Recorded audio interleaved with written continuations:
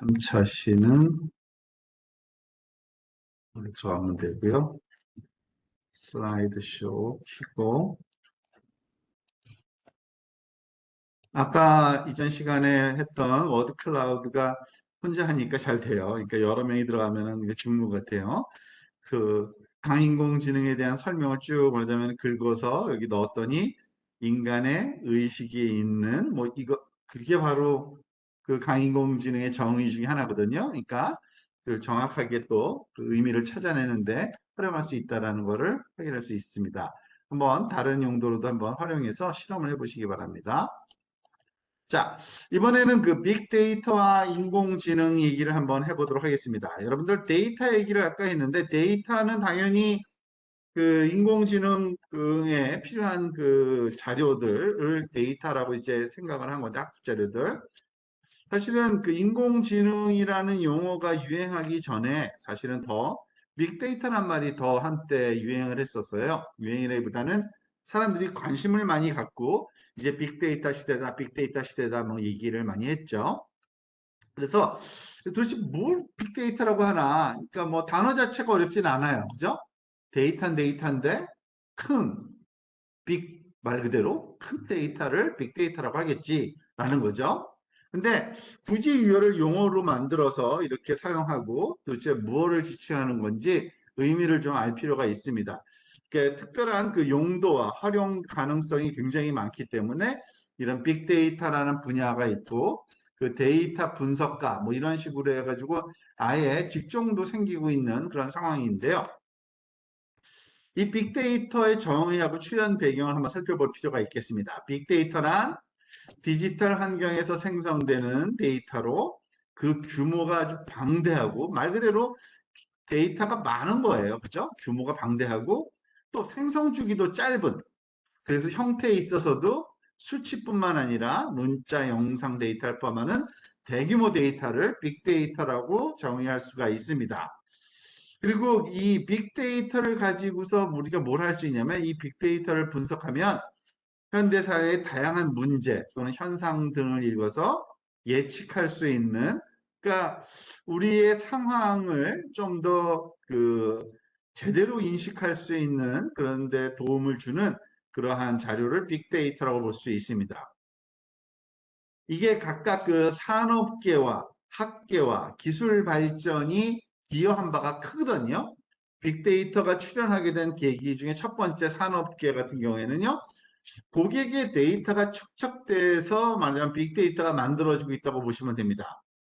그 고객 데이터를 추적해서 보유함으로써 데이터에 숨어 있는 가치를 발굴해 새로운 성장 동력원으로 기술 확보를 할 수가 있는데 그런 목적으로 고객 데이터가 이제 축적되기 시작했어요. 특히 인터넷에서 많이 축적되고 있죠. 말하자면은 그 사람이 어딜 클릭했는지 뭐 이런 것들이죠. 또 학계에서도 거대 데이터를 활용하면은 그리고 또 그 과학을 활용하면은 우리가 다양한 그러한 몰랐던 사실을 알게 되는 것도 있거든요. 그래서 거대 데이터를 다루는 학문 분야가 늘어나면서 이에 필요한 기술, 아키텍처, 통계도구 이런 것들이 또 발전을 하게 됐습니다. 물론 뭐 뭐든지 다 기술 발전이 뒤따라야겠죠. 관련 기술이 발달됐으면 디지털라이즈 하는 기술, 저장 기술, 인터넷 보급, 그리고 모바일 혁명, 클라우드 컴퓨팅 이런 것들이 사실은 복합적으로 동작한 겁니다. 동작했다고 보시면 돼요. 왜냐하면은 그 인터넷상에서 말하자면은 그 올려지는 데이터들 여러분들 알다시피 뭐 유튜브는 많이 보시잖아요. 유튜브에 하루에 올라오는 데이터가 어마어마한 동영상이 올라오고 있고요. 그리고 그 소셜 네트워크 하는 사람들, 여러분들 인스타그램이나 페이북은 별로 요즘에 뭐 이렇게 많이 안 한다고 들었는데 어쨌든 거기에 올려지는 그 사진들 또는 뭐 좋아요 버튼 이런 것들 그런 것들이 엄청난 그 규모로 그리고 엄청나게 빠른 시간에 올라가고 있죠. 이것들이 다 가능하려면 뭐예요? 인터넷, 그리고 모바일 장비, 그리고 또 클라우드 컴퓨팅. 왜냐하면 어딘가에 저장돼야 되잖아요. 이런 것들이 다 복합적으로 동작해서 출현했다고 보시면 됩니다. 그런데 이 빅데이터는 그냥 데이터라기보다는 조금 독특한 특성을 가져요. 어떤 거냐면 보통 세 가지의 특징이 있다고 봅니다. 그래서 3V를 갖는다라고 보통 얘기를 해요. 왜냐하면 그 특징을 영어로 쓰니까 V로 시작하는 단어예요. 원래 특징이 세 가지 이겁니다. 규모가 커야 되고, 다양해야 되고, 속도도 빨라야 돼요. 근데 영어로 보니까 볼륨, 규모라는 정확한 단어라기보다는 똑같은 의미로 쓸 수 있잖아요. 볼륨은 크기라는 의미인데, 볼륨, V. 그리고 variety의 그 V, 그 다양하다는 뜻의 영어 단어죠. 속도, velocity, 속도의 영어는 velocity라고 그러는데, 이 velocity V, 요 세 가지가 말하자면은 그 다 갖추고 있어야지만 글쎄 빅데이터로서의 활용 그런 가능성이 높아져서 그 의미를 갖는다라고 보시면 됩니다. 뭐 규모는 뭐 테라바이트 수준의 데이터 규모가 보통이고요. 요즘에는요. 그리고 다양성은 정형, 비정형의 아주 다양한 데이터들이 있고요.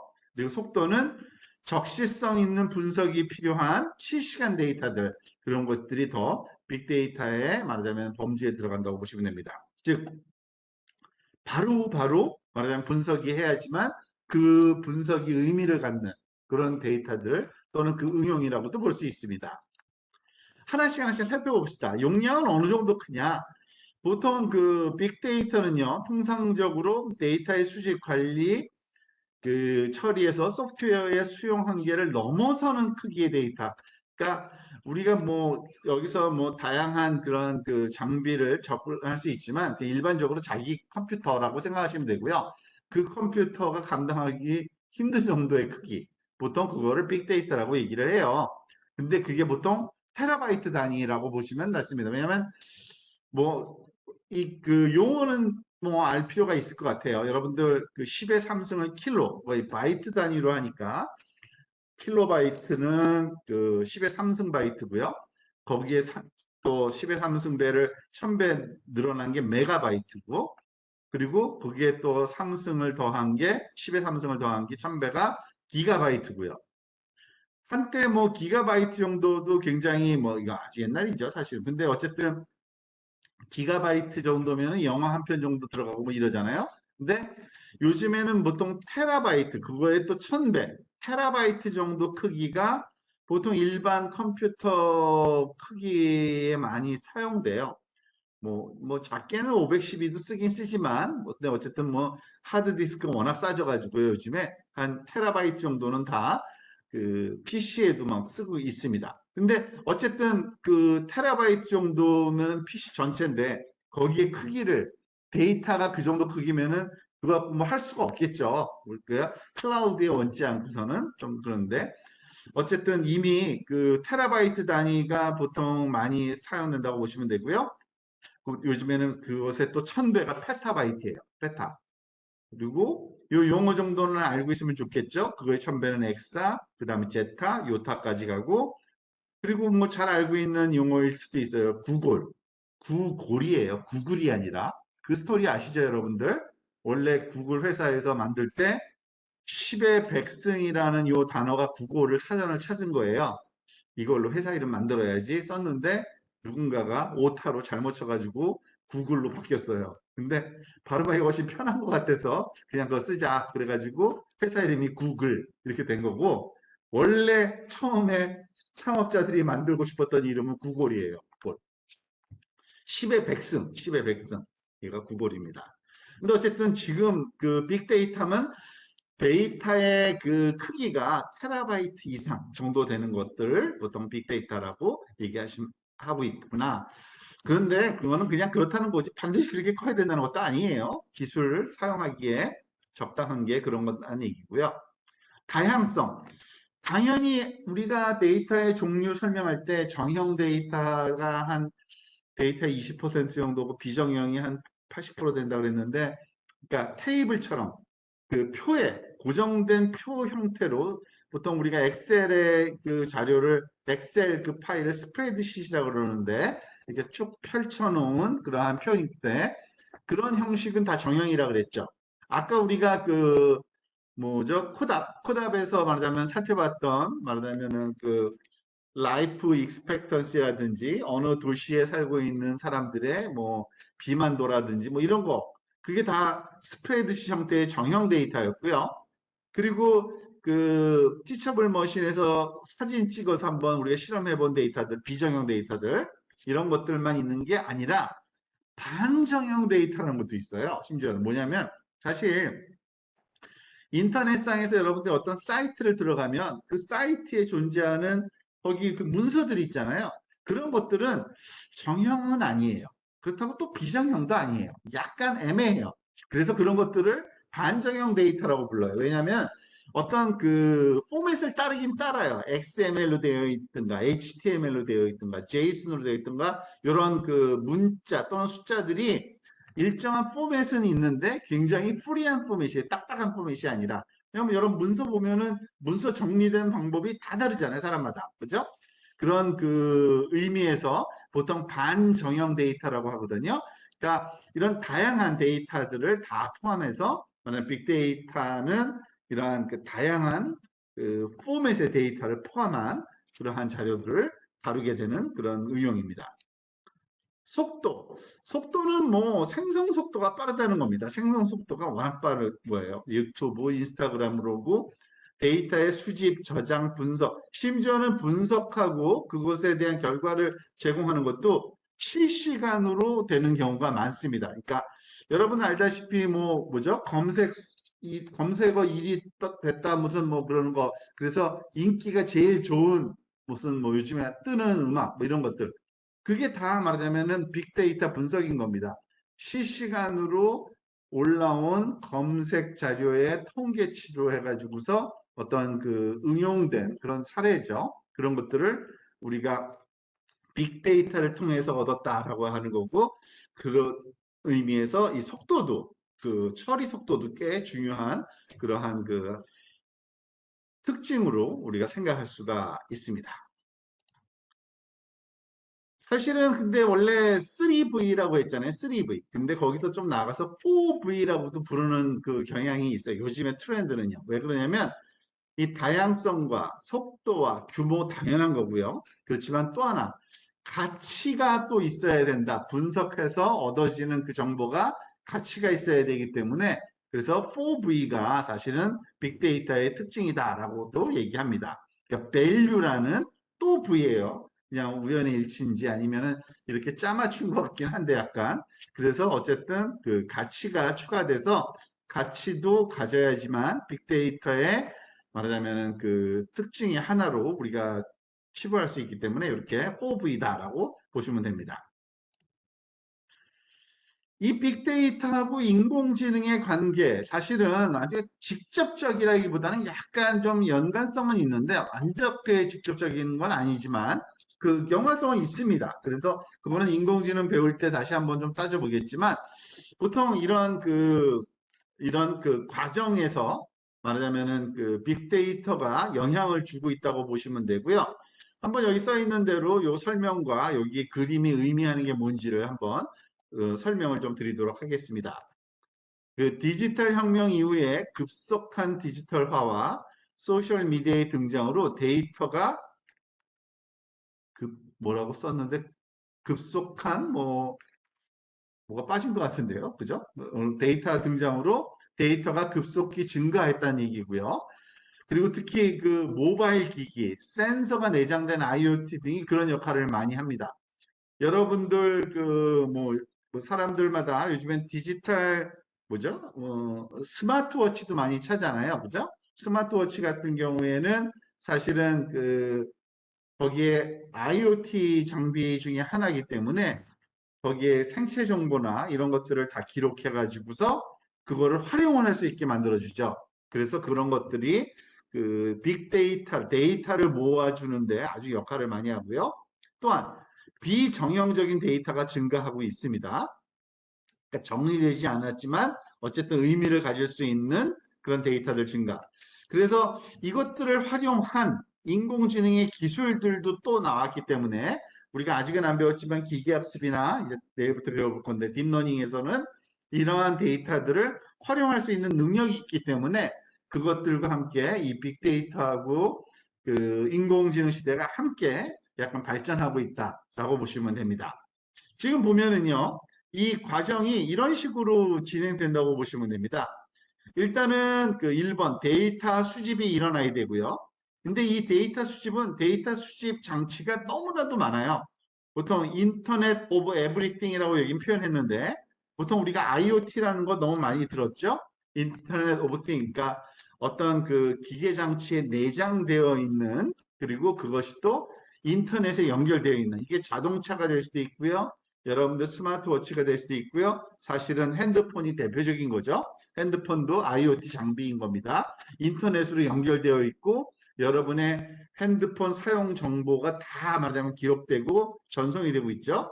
그리고 또 인터넷 오브 바이오메트리라 그래서 요즘에는 그 생체 정보들이 특히 많이 활용되고 있어요. 사실 그래서 실시간에 생체 정보가 포함해서 이거를 IOE 그래서 인터넷 오브 에브리띵 이런 것들을 통해서 데이터가 얻어지고 근데 그거를 어디에다가 저장하느냐 사실은 빅데이터 형태로 저장을 하겠죠.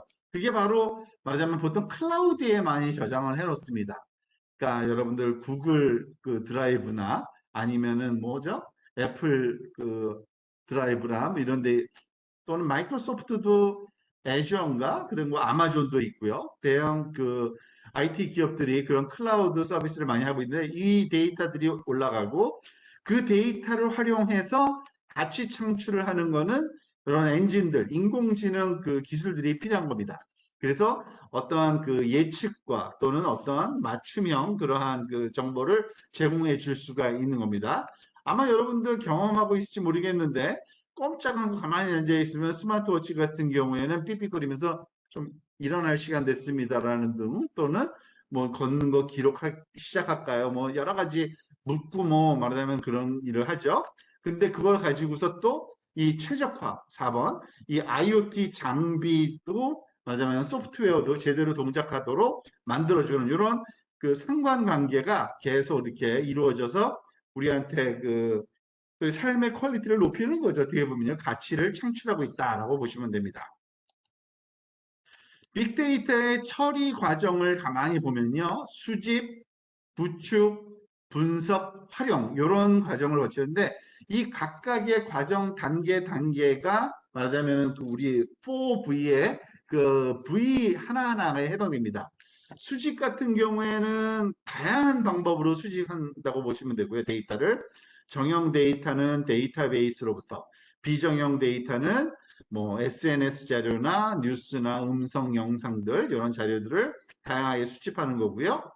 구축, 특히 그 수집된 자료를 정리가 되어야 되는데 이런 거는 그 소위 이 볼륨에 해당되고요. 그러니까 테라바이트 수준 또는 그 이상의 데이터 규모로 말하자면 정리가 되는데 이 두 가지 수집과 데이터가 수집되고 데이터가 구축되는 그 빅데이터 형태로 구축되는 데는 수집 기술과 저장 관리 기술이 필요합니다. 그리고 이거는 그 뭐 요즘 현대 그 기술의 발전 중에 말하자면은 데이터베이스 기술이라든지 또는 CCTV 또는 크롤링 기술 또는 클라우드 서비스 기술 그런 것들이 여기에 활용되는 빅데이터의 수집과 구축에 활용되는 기술이라고 이해하시면 되는 겁니다.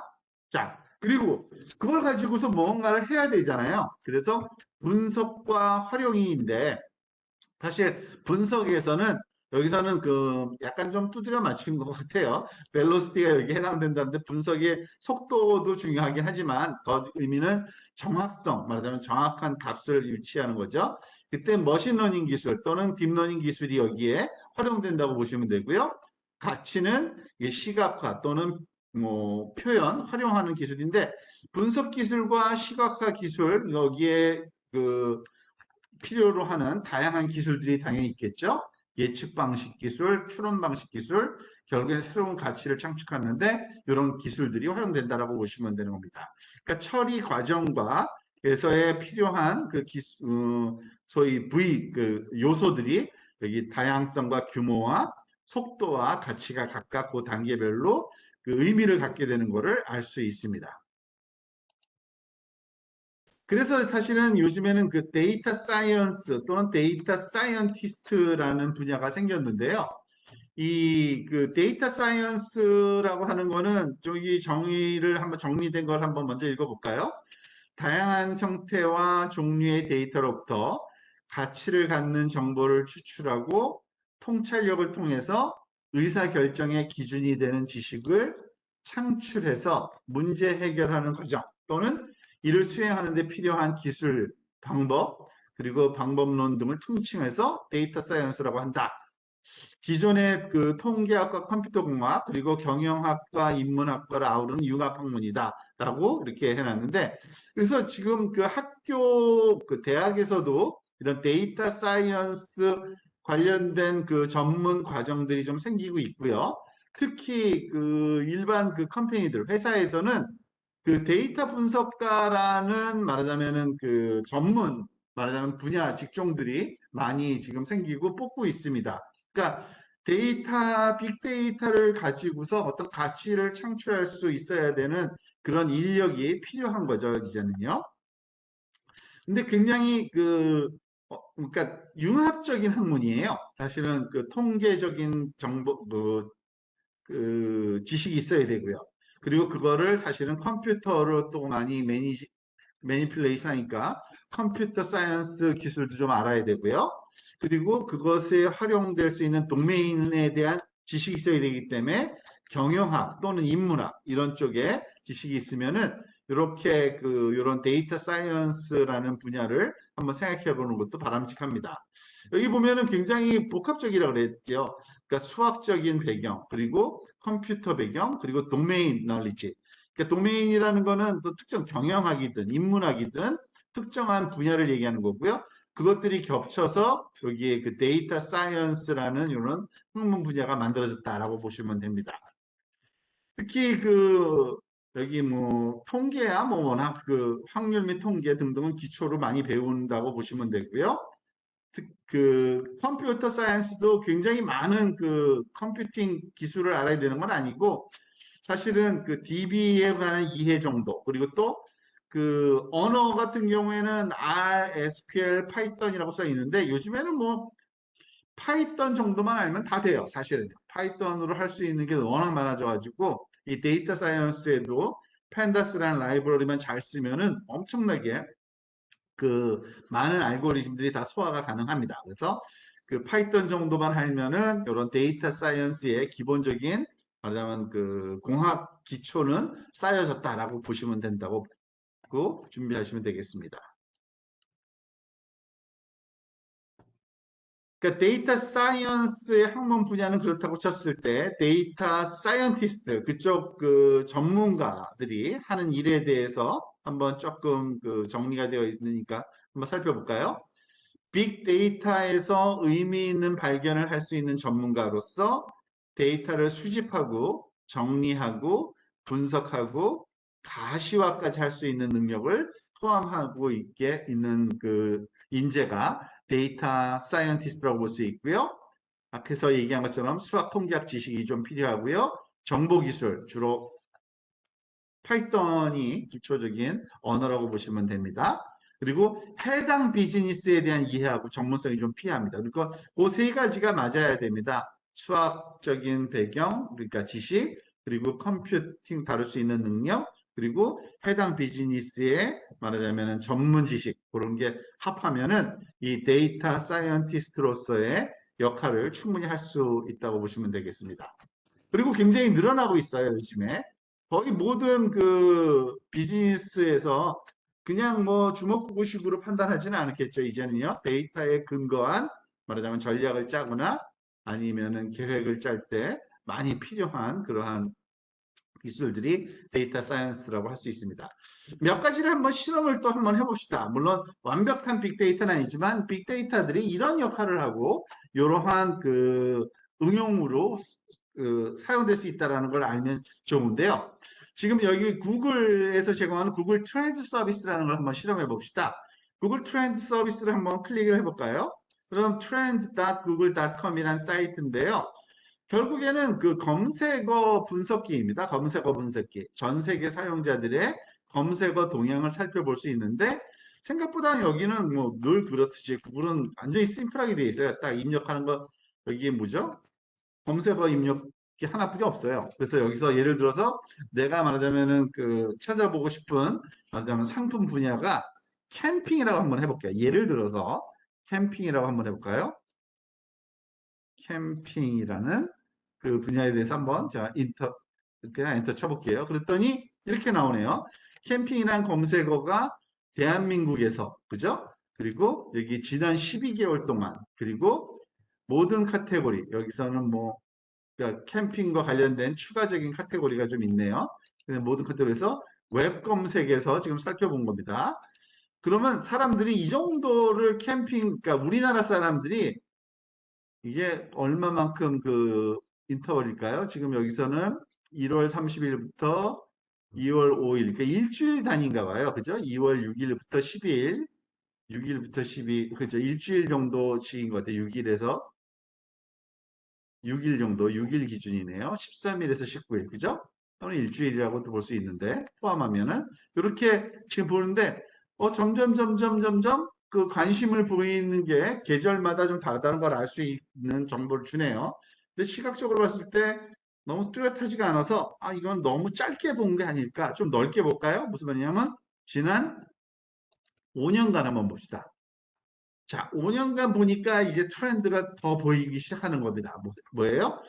분명히 이렇게 갑자기 올라갔다 내렸다 올라갔다 내렸다 올라갔다 내렸다 하는데 언제쯤이냐? 주로 이제 봄이 돼서 이제 날씨 좋을 때 이제 4월부터 5월 사이에 많이 캠핑에 관해서 검색들을 많이 하고 줄어드는 거는 이제 추워지기 전에니까 그죠?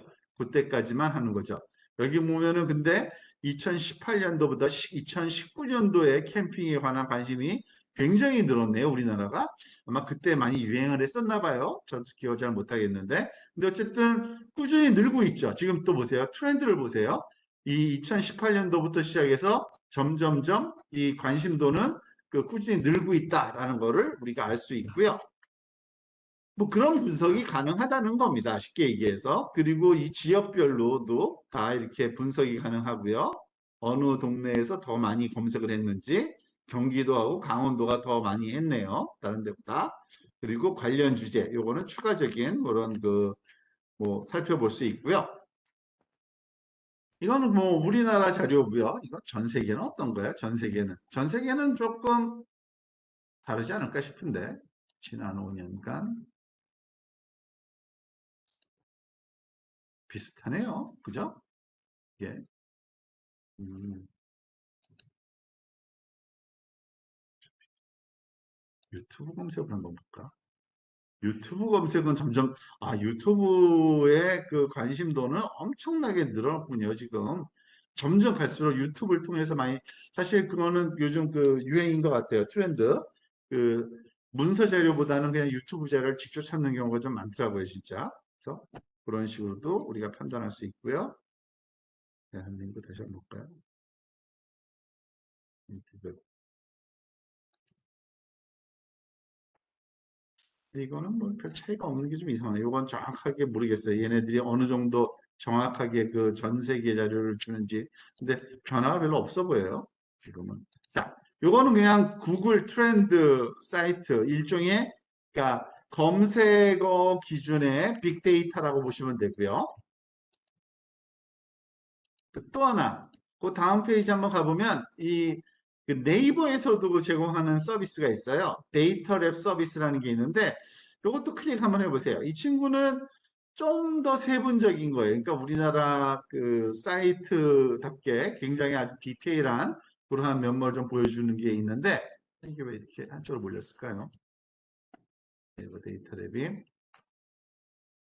지금 보면은 여기 홈페이지, 검색어 트렌드, 쇼핑 인사이트, 지역 통계, 댓글 통계까지도 있는데 일단 검색어 트렌드부터 볼게요. 검색어 트렌드. 예를 들어 우리 똑같이 한번 해볼까요? 아까처럼 여기 이 친구도 캠핑을 한번 해봅시다. 캠핑 클릭해 볼게요. 캠핑만 클릭해 볼게요. 그리고 1년 범위는 여기는 이런 다양한 옵션이 있더라고요. 전체 모바일 PC, 전체 남성, 여성, 그냥 모두 다 클릭하고 얘는 조금 다르네요. 구글 검색기는 거기에 여름, 봄, 여름부터 가을까지 계속 늘었는데 네이버 자료는 봄에 한 번, 여름에는 조금 뜸하다가 이제 가을에 다시 한번 또 늘어나네요. 이것도 한번 기간이 너무 짧은 것 같으니까 여기 22년부터, 그러니까 아까 2018년부터 봤던가요? 2018년부터 한번 또 살펴볼게요. 캠핑 관련돼서. 여기 아주 재밌는 근데 진짜 2020년도에 여기서는 캠핑이 우리나라는 사실은 그 국내 구글 사이트가 아니라 국내 검색은 여기서 하고 여기 지금 얼마 정도 3월 10일, 15일 일별로 되어 있네요. 일별로 우리나라 거는요. 그죠? 22, 23 이렇게 날짜별로 되어 있고 트렌드가 사실은 여기서만 좀 갈리지 앞부분은 아까 구글하고 비슷해요. 보니까 봄에 시작해서 여름 그 가을 되기 전까지 사람들이 관심 많이 갖고 있고 등등등 여기에 무슨 일이 있었을까요? 아주 말도 못하게 100번을 1월 20일 날 이날만 유독 뭐가 있었네요. 요건 나중에 한번 인터넷 그 자료를 한번 뉴스 자료를 한번 찾아볼 필요가 있을 것 같은데 이런 트렌드로 간다라는 되고요. 좀 더 자세한 걸 보려면 이것도 재밌는 응용이 하나 있어요. 그러니까 겨울이 되면은 아무래도 그 방한복을 많이 사잖아요. 예를 들어서 코트, 패딩, 무스탕, 모피, 뭐 플리스 등등. 그리고 이 그 코트도 종류가 여러 개가 있잖아요. 그래서 관련 검색어까지 해서 아주 디테일하게 이거 분석이 가능하거든요. 그래서 코트, 패딩, 무스탕, 모피, 플리스를 이렇게 네 가지 주제를 이렇게 다섯 가지죠. 주제를 넣어서 다시 한번 우리가 분석을 한번 해봅시다. 재밌는 그 분석이 될 것 같아요. 예를 들어서 여기다가는 코트 그리고 두 번째는 뭐였죠? 제가 기억을 못하겠어요. 패딩 무스탕 모피 코트 패딩 무스탕 아마 그 여기에 뭐죠? 제안해 주는 게 있는 것 같아요. 그래서 그걸 한번 써보는 겁니다. 그리고 코트 같은 경우에도 여기 뭐 롱코트, 숏코트 이렇게 코트의 종류가 있죠. 그리고 패딩도 숏패딩, 모피 다 포함하고 무스탕은 한 가지고 모피는 여기 이거 다 있네요. 클릭하면 다 나와요. 보니까 플리스 이게 이건지 아닌지 잘 모르겠어요. 저는 사실은 이런 용어를 맞네요. 플리스 뽀글이 자켓 뭐 이렇게 해가지고 이건 추가적인 그 검색어고요. 그 관련 검색어 이것까지도 이 코트를 찾았다고 치자 뭐 이런 거죠. 그리고 일단은 1년치 그냥 놔두고요. 이 범위 다 하고서 한번 봅시다. 어떤 현상이 있는지. 자, 이거 5년. 5년 너무 긴 것 같고요. 1년만 해볼게요. 2018년 말고 1년만 해서 1년만 한번 볼게요. 자, 지금 보니까 이게 지금 다섯 가지 그 커브가 다 보여주고 있죠. 그죠? 그리고 언제 뭐가 제일 사람들이 검색을 많이 했는지 보는데 뭐 겨울이 되면서 여기 10월 초부터 이제 슬슬 사람들이 이걸 검색해서 그러니까 추워지기 전에 이제 그 방한복을 준비를 한 것 같아요. 근데 재밌는 거는 여기 보니까 유독 11월 28일, 12월 1일, 11월 30일이네요. 11월 31일 날 패딩에 대한 서치가 어마어마하게 증가했죠. 왜 이래 도대체 무슨 일일까? 뭐 짐작 가는 건 있지만 그래서 한번 여기다가 어디 있죠? 제가 여기 기온 자료 링크를 하나 클릭해 놨어요. 한번 볼까요? 클릭해 봤더니 이게 언제냐면은 그러니까 작년 얘기예요. 사실은 22년도에 이게 11월 달이거든요. 11월 달. 11월 30일 날 온도를 봤더니요. 그 전날 6.9도였는데 평균이 마이너스 5.4도. 그러니까 마이너스로 처음이 확 떨어진 날이에요. 온도가. 뭐 놀랄 만한 일은 아니죠. 갑자기 추워지니까 사람들이 패딩 장만해야겠다니까 부족하다고 생각하는 사람들은 엄청나게 패딩에 관해 검색해서 구매 의욕을 높였다고 볼 수 있겠죠. 이런 식으로 데이터들을 분석하면은 우리가 말하자면은 말하자면 상품, 말하자면 준비 또는 재고 처리 뭐 등등 준비를, 그러니까 어떤 비즈니스에 활용할 수 있는 아주 주요한 정보들을 이 빅데이터로부터 많이 뽑아낼 수 있을 겁니다. 그 중에 한 가지 예로서 이러한 그 검색 트렌드를 말하자면은 그 해당하는 상품과 관련돼서 한번 시각화 시켜봤습니다. 이걸 보시면 여러분들이 아, 저게 저렇게 활용될 수 있겠구나라고 아실 수 있을 겁니다.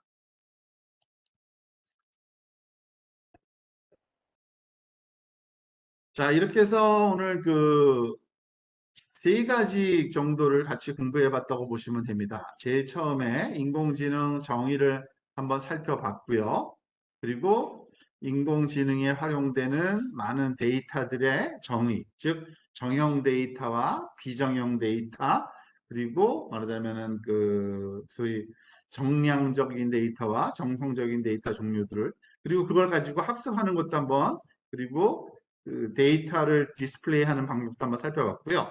그리고 조금 전에 마지막 유제 3차 시에서는 이제 빅데이터에 관한 내용을 좀 살펴봤는데, 이 빅데이터에 가장 여러분들이 잊지 말아야 될 거는 보통 이렇게 4V라는 거, 버라이어티하고 벨러시티하고 볼륨, 그러니까 커야 되고 즉각성이 있어야 되고 다양한 자료를 말하자면 가지고서 이제 분석함으로써 가치를 찾아내는 그런 과정이 말하자면 함께하는 그 데이터들을 빅데이터라고 하고, 이 빅데이터는 앞으로 점점 그 활용 가능성이 높아지는, 왜냐하면은 이 점점 많은 종류의 데이터들이 모여지고 있거든요. 그래서 우리가 그 좀 창의적으로 이 분석만 하면은 굉장히 다양한 부가가치가 생길 수 있는 그러한 분야라고도 이해하시면 되겠습니다.